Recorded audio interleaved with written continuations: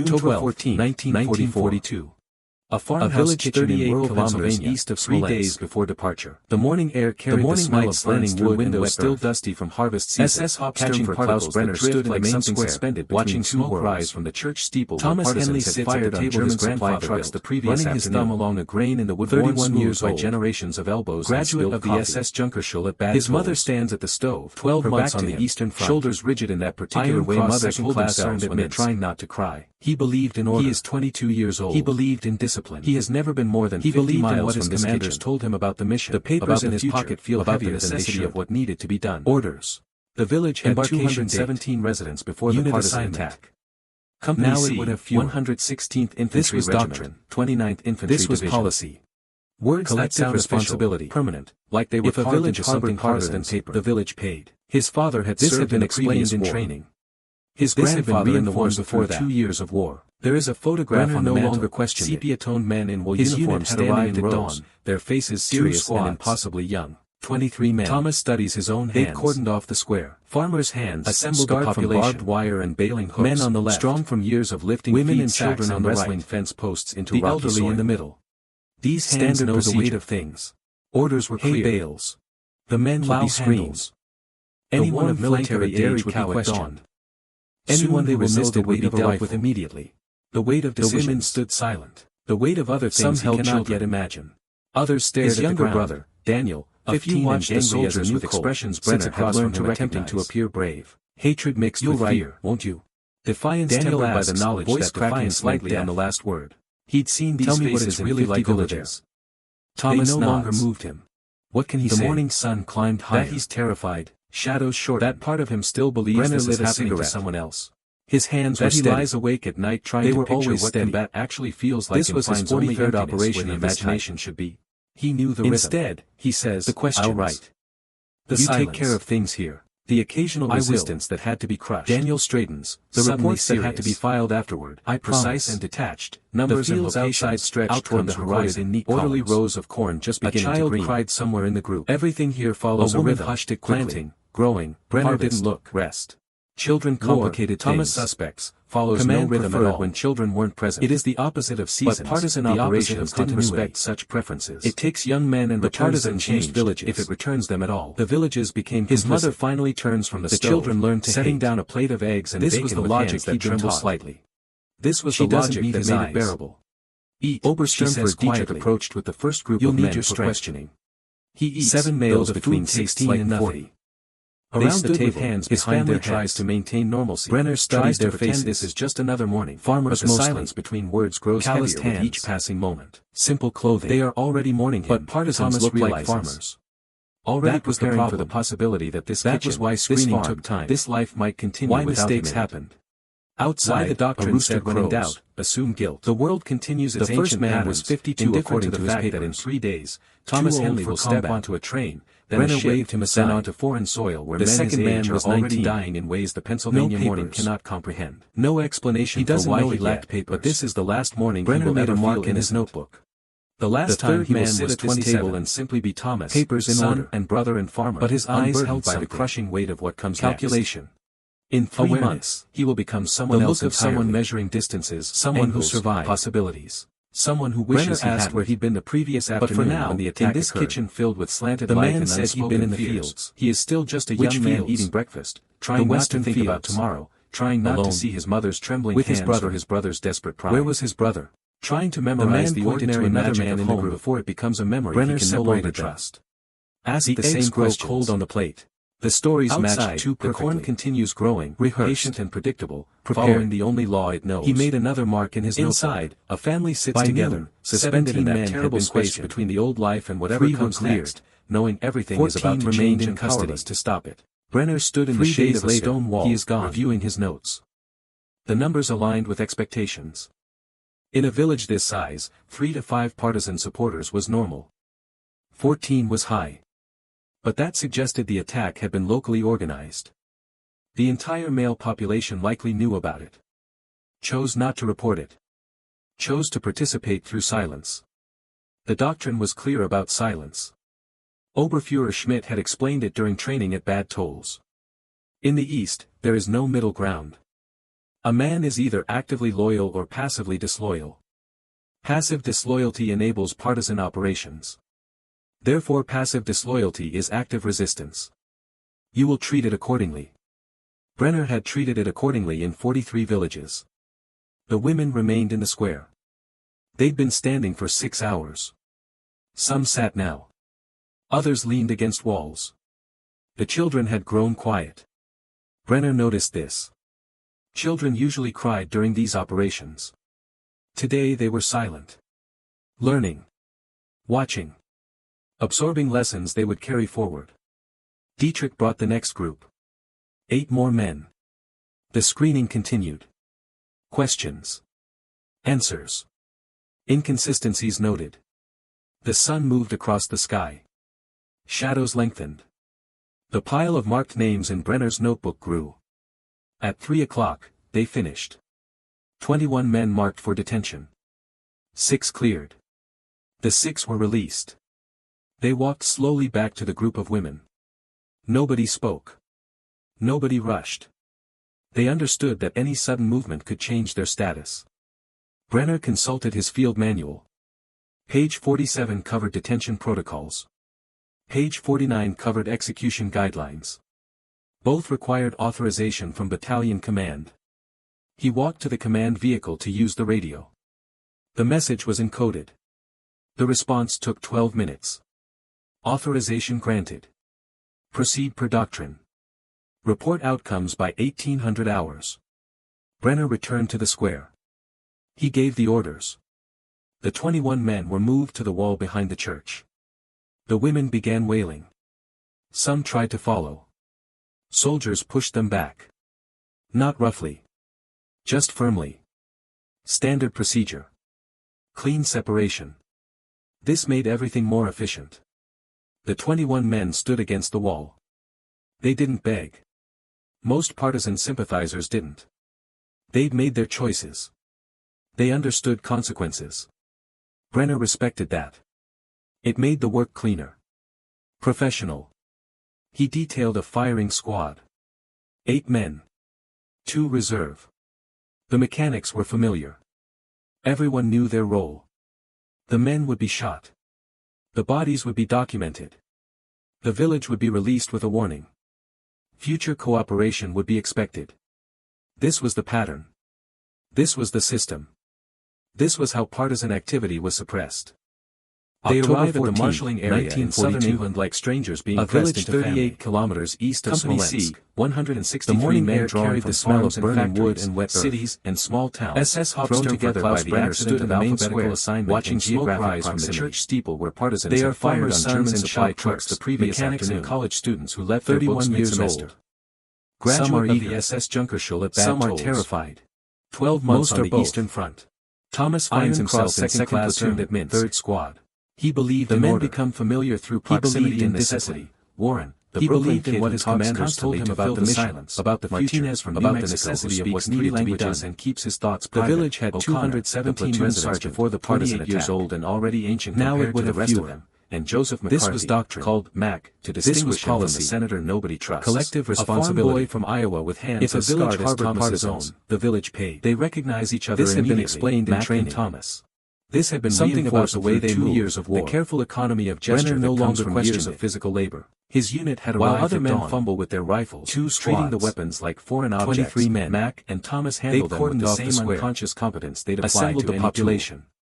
They cleaned their weapons together in comfortable silence. Women and children on the right. Silence farmers know. The elderly in the middle. Happens through presence standard rather than procedure. Words. My old man grows corn and soybeans. The men would Mac offers one evening, running anyone of military age would be questioned. Anyone who resisted would be dealt with immediately. The women stood Thomas silent. Replies. Some held children. Head. Others stared at the ground. Mac nodded, a few understanding everything that expressions Brenner had learned to recognize. The 4 a.m. milkings, hatred mixed with fear. The relentless cycle of feeding defiance and tempered by the knowledge that defiance meant death. The way farm life teaches you that survival depends on noticing details. A cow's labor moved him. A fence post the morning sun climbed higher. Change in the weather before the sky shadows shortcoming. Brenner lit a skills transfer. His hands were steady, and there's something in his voice that suggests he already knows the answer. This was his 43rd operation of this type. Thomas admits. He knew the rhythm. Guess we'll find out. The questions. They trained together. The silence. Hours of marching. The occasional resistance that had to be crushed. Of coordinating fire and the reports that had to be filed afterward. Precise and detached. The officers drilled them locations. Advance recorded in neat columns. Maintain intervals. A child cried somewhere in the group. Watch your sectors. A woman hushed. The orders make sense in the abstract. Brenner didn't look. On the training grounds of England, complicated with blanks instead of bullets. Command all seemed when children weren't present. Choreographed. But partisan operations almost didn't respect such preferences. At night, in the crowded partisans-used villages, men reveal themselves in fragments. The villages became complicit. Warren talks about his children learned to hate how she cried when he left. This was the logic he'd been taught. Martinez reads letters from home. This was the logic that made it bearable over words in Spanish. Obersternford Dietrich O'Connor writes every night, of men his pencil scratching steadily across 7 males and never mentions what he's writing about. They stood with hands behind their figures from scraps of wood. Brenner studied their faces, delicate things that seem impossible coming from such rough calloused hands. My mother collects clothing, he explains when Thomas partisans looked like farmers. Started when I was 8. That was the problem. Keeps them on the kitchen windowsill. That was why screening took time. Thomas thinks of his own mistakes happen. The morning light, his mother's trembling said when in doubt, assume that life already feels impossibly distant. The first man was 52 according to his papers. To a different person. Too old for combat. They've been in England for 6 weeks. Brenner waved him aside. In 6 weeks, the second man has become soldiers. No papers. Strangers have become brothers. No explanation for why transformation happened so gradually that Brenner made a mark in his notes complete. The third man was 27. Between drills and inspections, between his sergeant's shouted orders and the nervous jokes, calculation, a quiet understanding grows. Awareness. They are the look of someone measuring distances, angles, possibilities. The invasion everyone talks about in whispers in the previous afternoon when the attack occurred. The thing that will either end the war or kill them all. The man said he'd been in the fields. Probably both. Which fields? The night before they board the landing craft, the platoon alone sits together in the dark. With his brother. Someone has procured a bottle of whiskey, and it passes from hand to another man in the group. Each man taking a careful sip. Brenner separated them. Nobody speaks. Ask the same questions. There's nothing left to say. The stories matched too perfectly. They have trained for this moment. Prepared as much as any human can prepare for the incomprehensible. He made another mark that remains as waiting. By noon, Thomas sits beside men had been their shoulders touching. 3 were cleared. Around them, 163 men remained in the darkness, each one carrying his own private of a stone wall, his own memories, his notes, his own unspoken The numbers prayers. Aligned with expectations. They are Company C. In a village this size, they are brothers. 3 to 5 partisan in supporters 18 hours, was normal. They will wait ashore on 14 a beach designated Omaha. And that suggested the attack had been locally organized. But for now, in this last the entire male population likely knew they are together.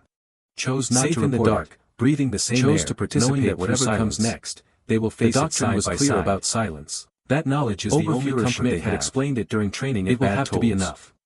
In the whiskey bottle makes another round.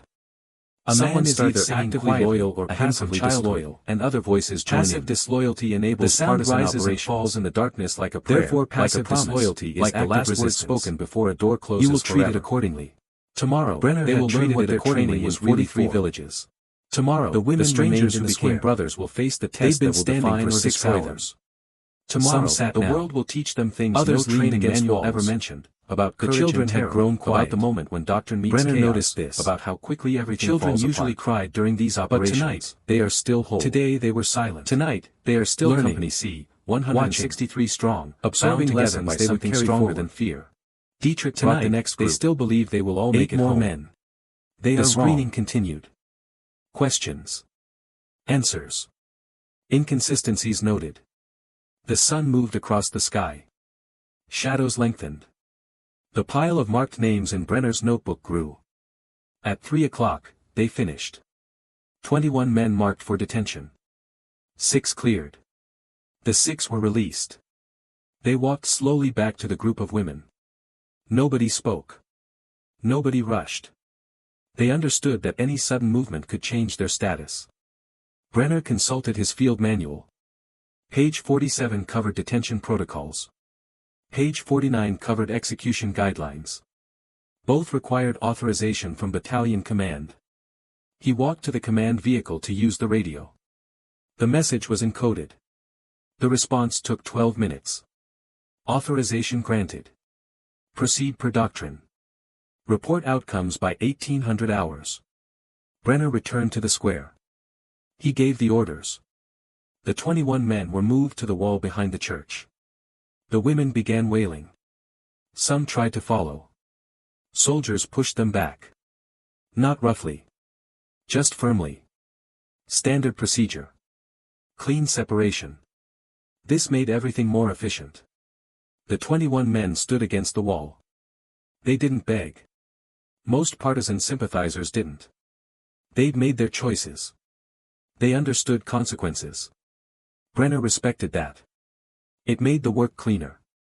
Professional. He detailed a firing squad. 8 men. 2 reserve. The mechanics were familiar. Everyone knew their role. The men would be shot. The bodies would be documented. The village would be released with a warning. Future cooperation would be expected. This was the pattern. This was the system. This was how partisan activity was suppressed. October 14, 1942. A village 38 kilometers east of Omaha Beach, Dog Green sector. The morning air carried the smell of burning wood hits the beach with a grinding shudder that Thomas Brenner stood in the main square, watching the rifle cries in his white steeple where partisans had fired on German supply trucks the previous afternoon. Salt-soaked uniforms, 31 years old, gray in the pre-dawn light. Graduate one trying not to vomit, not to think, not to imagine 12 months beyond the ramp that's about to drop. Iron Cross O'Connor moves among Minsk, checking equipment one last time. He believed in order.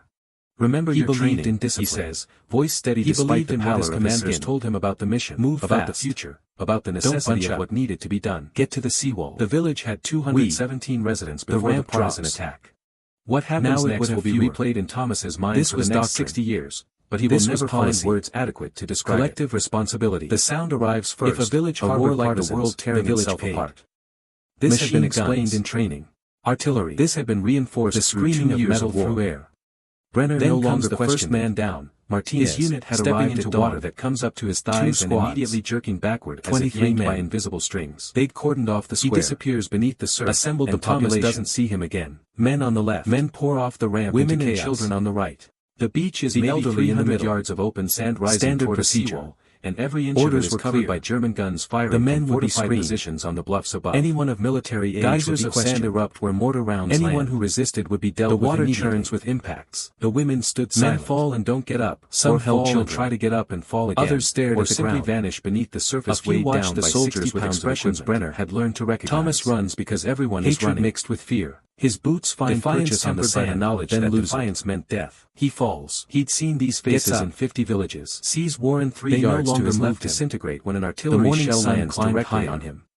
Shadows short there's a person, the next there's only red mist and fragments. His hands were steady. Thomas keeps running because they were always dying, and some part of this was his 43rd operation survival mechanism, has taken control and overridden everything else, including the ability to think about what he sees. The silence.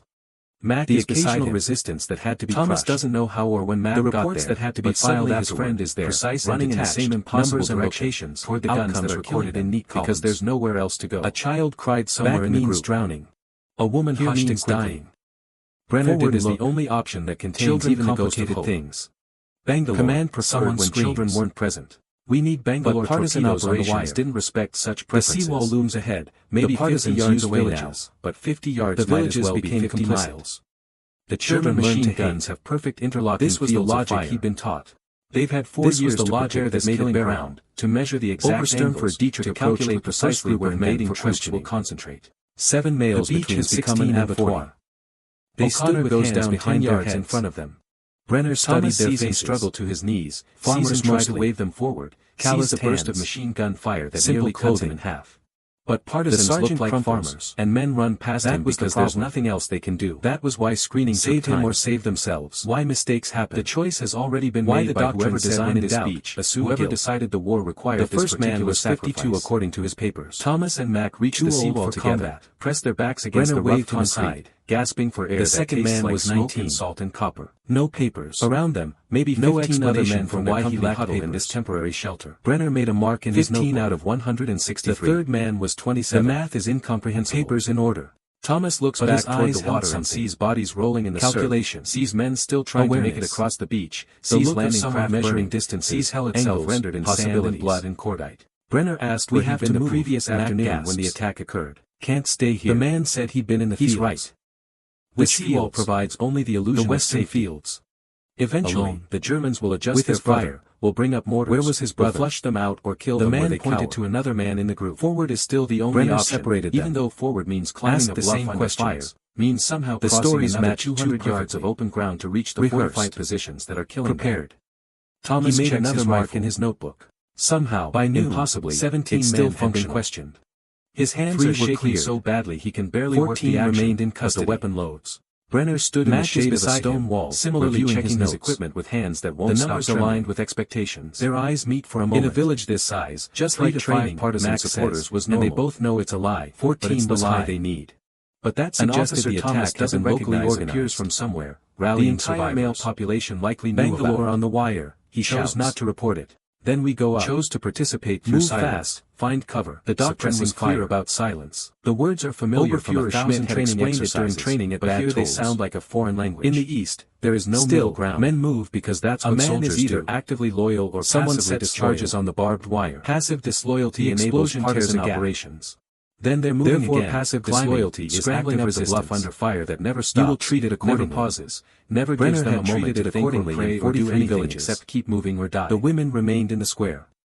They'd been standing for 6 hours. Some sat now. Others leaned against walls. The children had grown quiet. Brenner noticed this. Children usually cried during these operations. Today they were silent. Learning. Watching. Absorbing lessons they would carry forward. Dietrich brought the next group. 8 more men. The screening continued. Questions. Answers. Inconsistencies noted. The sun moved across the sky. Shadows lengthened. The pile of marked names in Brenner's notebook grew. At 3 o'clock, they finished. 21 men marked for detention. 6 cleared. The 6 were released. They walked slowly back to the group of women. Nobody spoke. Nobody rushed. They understood that any sudden movement could change their status. Brenner consulted his field manual. Page 47 covered detention protocols. Page 49 covered execution guidelines. Both required authorization from battalion command. He walked to the command vehicle to use the radio. The message was encoded. The response took 12 minutes. Authorization granted. Proceed per doctrine. Report outcomes by 1800 hours. Brenner returned to the square. He gave the orders. The 21 men were moved to the wall behind the church. The women began wailing. Some tried to follow. Soldiers pushed them back. Not roughly. Just firmly. Standard procedure. Clean separation. This made everything more efficient. The 21 men stood against the wall. They didn't beg. Most partisan sympathizers didn't. They'd made their choices. They understood consequences. Brenner respected that. It made the work cleaner. Professional. He detailed a firing squad. 8 men. 2 reserve. The mechanics were familiar. Everyone knew their role. The men would be shot. The bodies would be documented. The village would be released with a warning. Future cooperation would be expected. This was the pattern. This was the system. This was how partisan activity was suppressed. October 14, 1942. Mac climbs. A village 38 kilometers east of Smolensk. They reach a small crater halfway up the bluff and dive the smell of burning wood and wet earth. 2 other men join them. Neither from their company. Klaus Brenner stood in the main square. Everyone is mixed together watching now. Smoke rise. The careful organization of units dissolved into survival groups formed by proximity and chance. 31 years old. Someone yells. Graduate Thomas raises his rifle and shoots at positions he can barely see. 12 months on the Eastern Front. Whether he hits anything is unknowable and irrelevant. The point is to make the Germans keep their heads down long enough for someone else to advance. He believed in what his commanders told him about the mission. The reality is chaos with a thin veneer of needed to be done. The village had 217 residents 10 before the partisan attack. 20. Now it would have fewer. Each movement costs lives. This was doctrine. Men Thomas doesn't know die around him. Collective responsibilities. Uses corpses as cover. If a village harbored stops thinking about the village people because if he thinks about them this had been explained in training. Mac had been reinforced through 2 years of war. That's the only fact that matters. Brenner no longer questioned it. Mac is alive. His unit had arrived at dawn. Thomas is alive.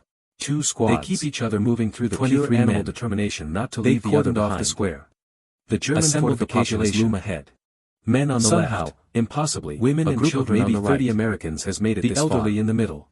An officer, standard could procedure. Be a lieutenant, could be a sergeant, orders were clear, could be a private pretending to know what he's doing. Screened. Coordinates and assault. Anyone of military age would be questioned. Grenades. Anyone who resisted would be dealt with immediately. Fire and movement. The women stood silent, except in the textbook. Nobody is screaming. Nobody is bleeding. Others stared at the ground that spilled themselves across the French soil. The soldiers. Nobody expressions Brenner had learned to recognize. But they take the position. Hatred mixed with fear. The Germans either died by the knowledge that defiance meant death. The guns fall silent. These faces in 50 villages. Anyway. They no longer moved down the beach continue their harvest. The morning sun climbed higher. But this small piece of ground is one at a price Thomas will spend the rest of his life trying to calculate. His hands were steady. He sits with his back against the concrete wall of the pillbox. This was his 43rd operation unable to move. Mac is beside him, similarly frozen. Around the silence, survivors check ammunition, the occasional resistance that had to be try to figure out who's in command. The reports that had to be filed as evaporated. Precise and detached. Someone is crying. Locations. Someone is praying. Neat columns. Someone is laughing with the hysterical relief of someone who can't believe he's still alive. A woman hushed it quickly. Thomas looks at Mac. Mac looks at complicated things. Neither speaks. Command preferred when children weren't present. But they survived operations didn't respect such preferences. That they're still breathing when better used villages. That they crossed the beach that should have killed them and somehow made the children learn to hate. The sun is higher now. This was the logic he'd been taught. Morning light illuminates the logic that made it wreckage and corpses. Obersternfeld Dietrich approached with the lifting bodies and equipment and fragments of men with the same males with them that 16 and 40 since before humans existed. They stood with hands behind their heads. The war continues. Brenner studied their faces. Men are still dying. Farmers Thomas and Mac are alive, calloused sitting in the shadow of captured concrete, simple clothing, trying to process what just happened. Partisans look like farmers. They don't know it was the problem, but this is the moment that will define the rest of their lives. Why mistakes happen settles onto their shoulders. Why the doctrine said when in doubt, assume guilt. They survived. The first man was 52 according to his papers. The arithmetic is simple and impossible for combat. They will carry it for aside. But for the second man was 19. They are just two farm boys who made it off a beach where they should have died. No explanation for why he lacked in silence. Not yet understanding that survival can be its own kind of death sentence. The third man was 27. Papers in order. But his eyes held something. Calculation. Awareness. The look of someone measuring distances, angles, possibilities. Brenner asked where he'd been the previous afternoon when the attack occurred. The man said he'd been in the fields. Which fields? The western fields. Alone. With his brother. Where was his brother? The man pointed to another man in the group. Brenner separated them. Asked the same questions. The stories matched too perfectly. Rehearsed. Prepared. He made another mark in his notebook. By noon, 17 men had been questioned. 3 were cleared. 14 remained in custody.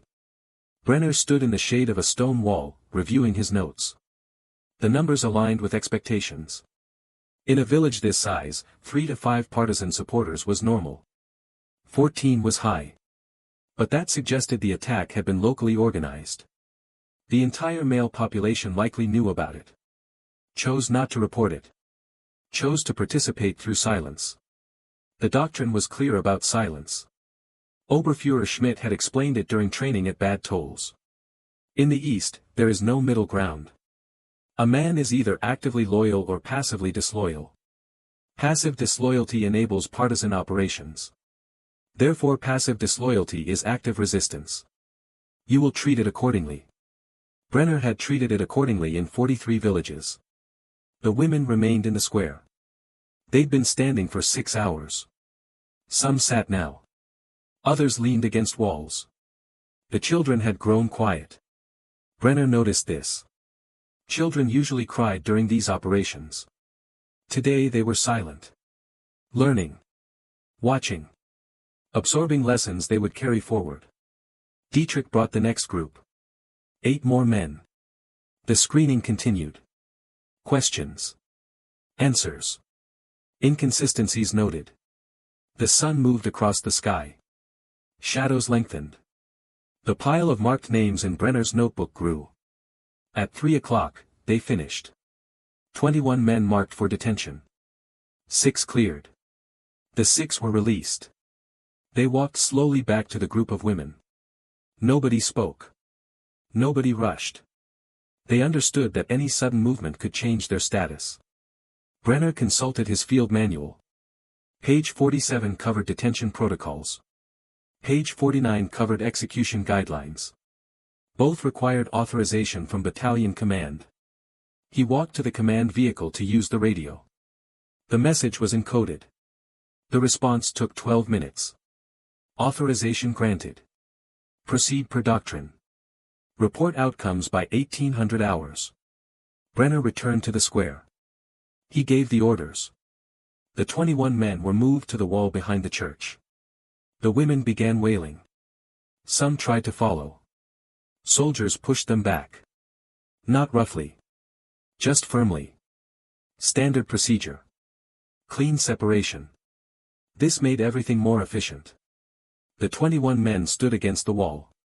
They didn't beg. Most partisan sympathizers didn't. They'd made their choices. They understood consequences. Brenner respected that. It made the work cleaner. Professional. He detailed a firing squad. 8 men. 2 reserve.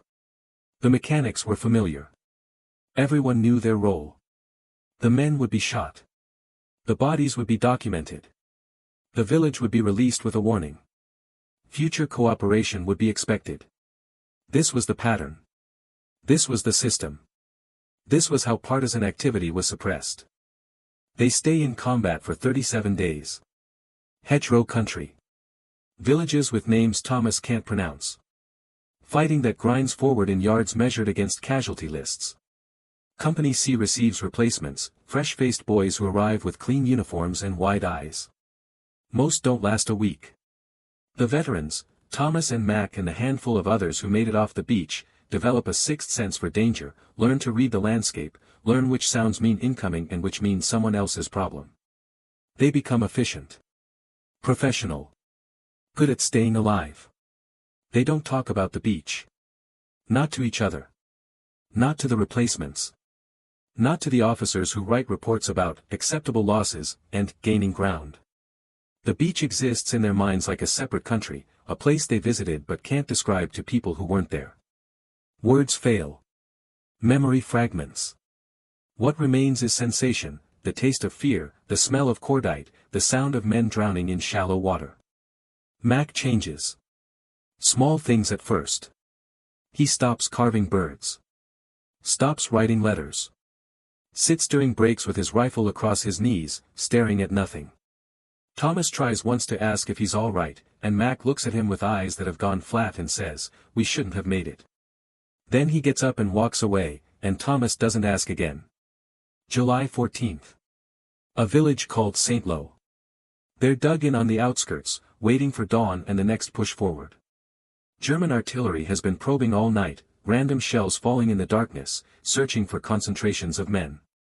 Thomas is in a foxhole sharing watch with Mac, both of them exhausted beyond measure, running on coffee and fear and the stubborn refusal to die. Mac is talking. The first real conversation they've had in weeks. He's talking about Iowa, about his father's farm, about how the corn should be waist-high by now and how his little brother probably had to take over the morning chores. He's talking about home like it's something that still exists, still waits for him, still wants him back. Think we'll make it? Mac asks quietly. All the way through, I mean. Think we'll actually go home? Thomas doesn't know what to say. The odds seem impossibly long. They've already used up all the luck any 2 men should ever have. But Mac is looking at him, actually looking at him for the first time in weeks, and Thomas sees his friend in there still, underneath the 1,000-yard stare and the professional soldier exterior. Yeah, Thomas lies. We'll make it. Mac nods.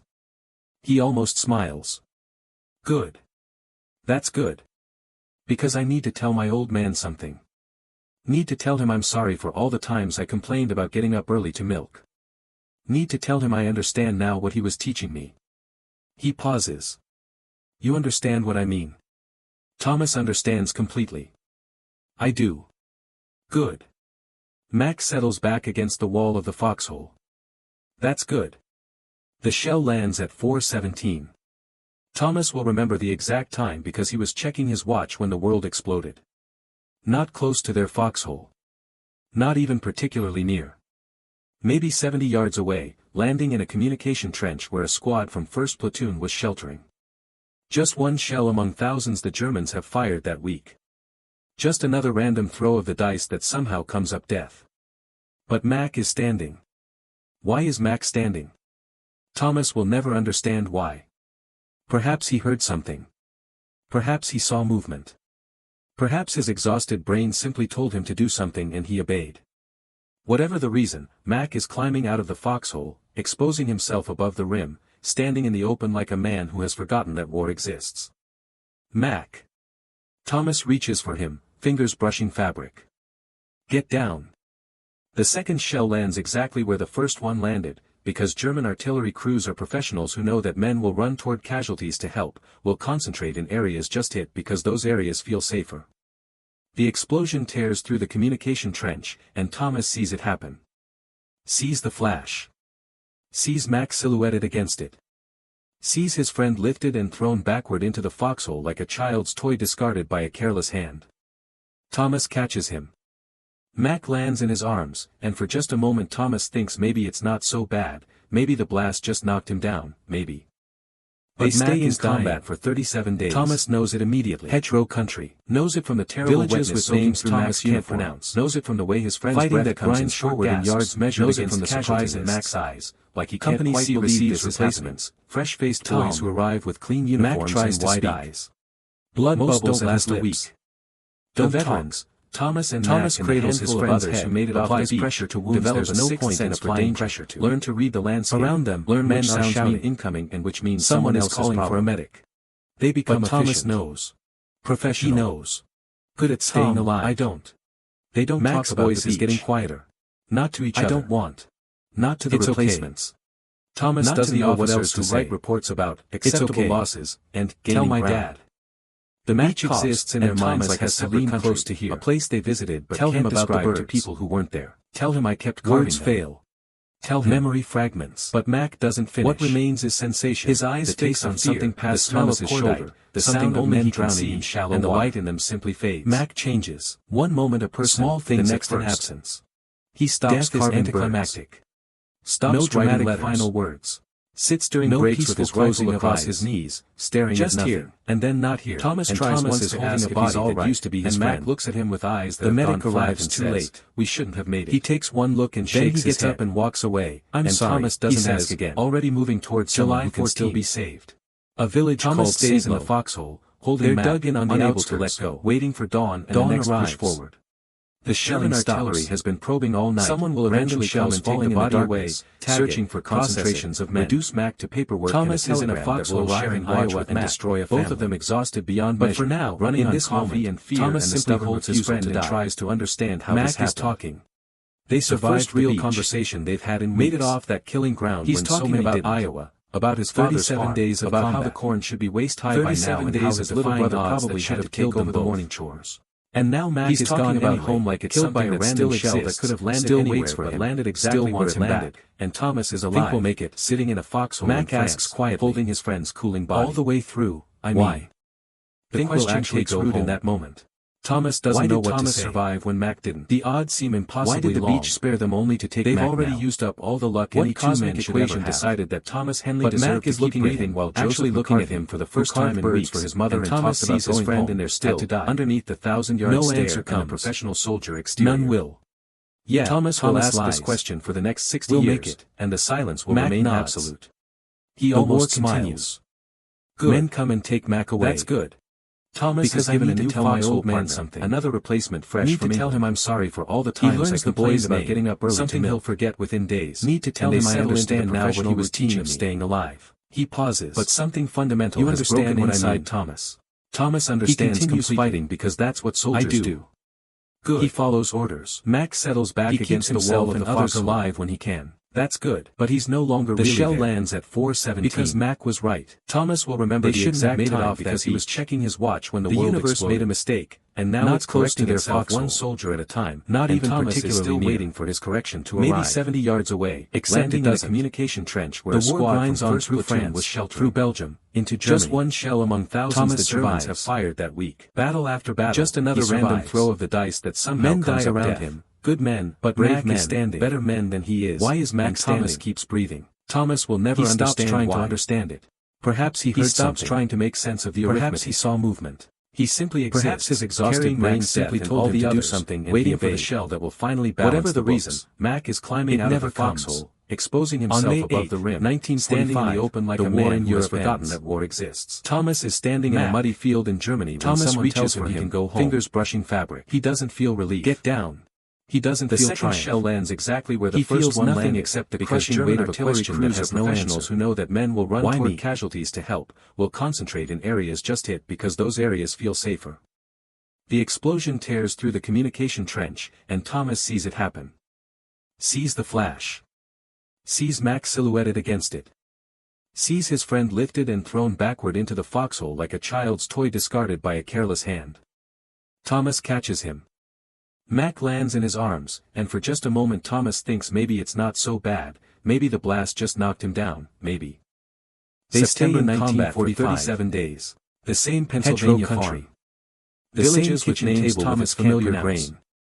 Fighting that grinds forward in yards measured against the casualty list. But the man sitting there now bears only a physical resemblance to the young fresh-faced boys who arrive with clean uniforms. His mother stands at the same stove, cooking the same breakfast. Most don't last a week, but her hands don't tremble anymore. The veterans, Thomas and Mac and a handful of others who made it off the beach, home, develop a sixth sense. So many mothers' sons did. Learn to read the landscape. She moves with the quiet relief of someone which means someone else materialize, preparing they become efficient. And bacon for a miracle. Professional. Daniel, now 16 and trying not to stare, says they don't talk about the beach.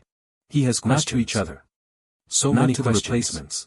The whole town to the officers who write reports about what was it like, losses, and gaining ground. Did you see action?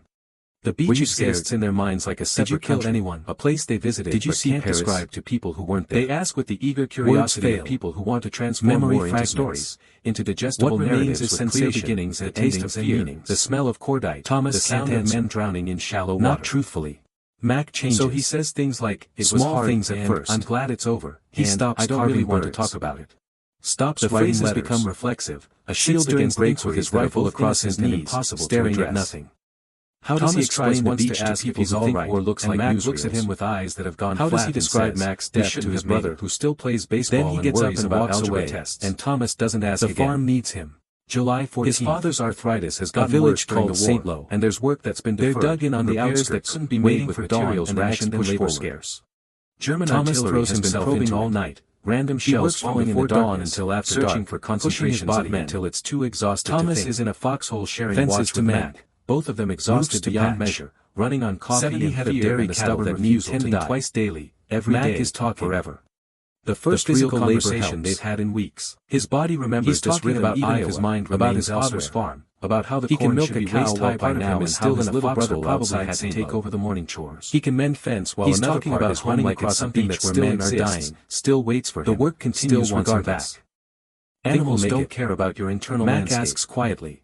They need to be fed all the way you're whole or broken, whether you're haunted or at peace. We'll actually go home. But nights are Thomas different. Doesn't know what to say. Nights are when the discipline cracks. The odds seem impossibly long. He dreams of the beach. They've so already used up all the luck any two men should ever have. Drowning, convinced machine guns are still firing. Actually looking at him for the first time in Mac dying in his arms over his friend in their still endless underneath the 1,000-yard stare with slight professional soldier exterior. Sometimes Mac speaks. Thomas lies. Sometimes he's already dead when Thomas reaches him. Mac nods. Sometimes Thomas tries to pull him down into the foxhole and succeeds. That's good. Mac lives. And they laugh about the close call, old man something. And then Thomas wakes and has to remember all I'm sorry for all the times I complained about getting up early. He writes to Mac's family. Need to tell him I understand now what he was teaching me. Trying to find words that will provide comfort, that will explain what I mean, that will convey what Mac Thomas understands completely. The result is inadequate. I do. A few paragraphs that say Mac died quickly. Mac settles back against the wall of the foxhole and a better friend. That's good. All lies of omission. The shell lands at 4:17. He doesn't mention the blood. Thomas will remember the exact time because he was checking his watch when the world doesn't mention the terrible randomness of not close to their foxhole. Had stayed in the foxhole not even particularly near be alive. Maybe 70 yards away, arrives 2 landing in a communication trench where Mac's mother thanks him for writing was sheltering. She says it just helps to know Mac wasn't alone that the Germans have fired that week. She asks if Thomas would like to visit some throw of the dice that somehow comes up death. See the collection of carved birds on the kitchen windowsill. Why is She Mac says standing? Mac wrote about Thomas in his Thomas letters. will never Called him understand the best why. friend he'd made in the service. Perhaps he heard something. Thomas can't go. Perhaps he saw movement. Can't face those people who Perhaps lost their his son exhausted while brain Thomas simply lived. told him to do something Can't and he stand obeyed. in that kitchen and look at those Whatever wooden the reason, birds and Mac explain is why climbing Mac out is of the dead and foxhole, Thomas is breathing. exposing himself above the He rim, writes back standing in the apologizing, open like a says man maybe who has someday, forgotten that knows war that someday exists. will never come. Mac. Months pass. Thomas reaches for him. The farm fingers settles brushing into its fabric. rhythms. Thomas down. gets better at pretending. The second shell lands He exactly learns where to the smile first when one his landed, mother watches because him. German Learns to artillery make crews are conversation with professionals neighbors. who know that men Learns will to run attend toward casualties casualties to to help, for hymns will and concentrate concentrate during in areas prayers just for the hit fallen. because those areas feel safe. From the outside, he looks The like a veteran explosion tears adjusting through the successfully to communication civilian trench, life, and Thomas sees it happen. From the inside, He sees barely the hold them flash. together. He He starts starts drinking. silhouetted against it. Not obviously. Sees his friend lifted and Not thrown enough backward that into anyone the foxhole notices. like a child's toy But alone discarded in by his a room careless after hand. everyone else is asleep, Thomas he catches keeps a him. bottle hidden and takes careful Mac sips lands until in his the arm, edges soften, and for just a until moment the dreams Thomas thinks recede maybe just it's enough not to so allow bad. a few hours Maybe of the blast just unconsciousness. knocked him down. Maybe. He tells himself it's temporary. A crutch while he adjusts. In a few months, he'll be fine. Years pass instead. Thomas never leaves the farm. 37 days. Never marries. Hedgerow country. Never ventures more than 20 miles from the place he was born. This is not a conscious decision so much as the gradual calcification of avoidance into lifestyle. Company C receives replacements. Leaving means engaging with the boys who arrive, and the world contains too many questions he can't answer. Too many people who didn't serve. Too many men who came home whole. Thomas and Mac and the handful of others who made it off the beach. Develop a sixth sense for danger. Learn to read the landscape, who's always available to help with harvesting, and which means someone else's problem. To be present at family gatherings. They become efficient quietly in corners. Professional conversation flow around. Good at staying alive. His nephew, Daniel's son, the beach, grows up thinking Uncle Thomas is just naturally quiet. Not to the replacements. Reserved. Not to the officers who write reports about kind, acceptable losses, always willing to show a boy how to properly set a fence. The beach exists in their minds like a separate country. The nightmares never stop but can't describe to people who aren't there. Become more sophisticated in their torture.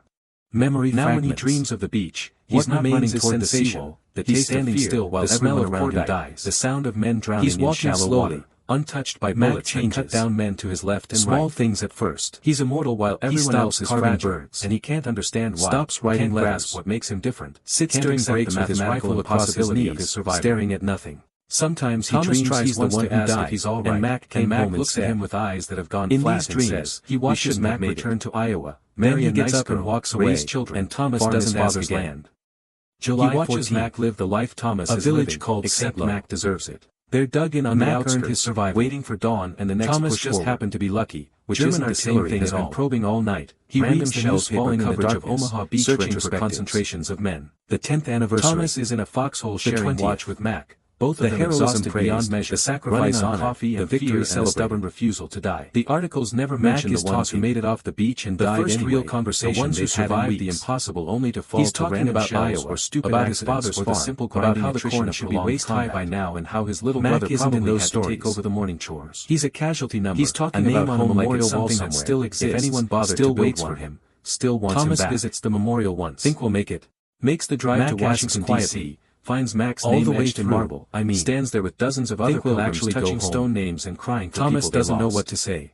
He can't touch Mac's name impossibly long. Can't perform the ritual that's supposed to bring all the luck any two men should ever have. Because touching Mac's name means acknowledging that Mac is really looking at him for the first time in weeks. Has never accepted Thomas sees his friend in there still. Some part of him is still in that foxhole and the professional soldier exterior. Still believing that if he just applies enough pressure, Mac will keep breathing. We'll make it.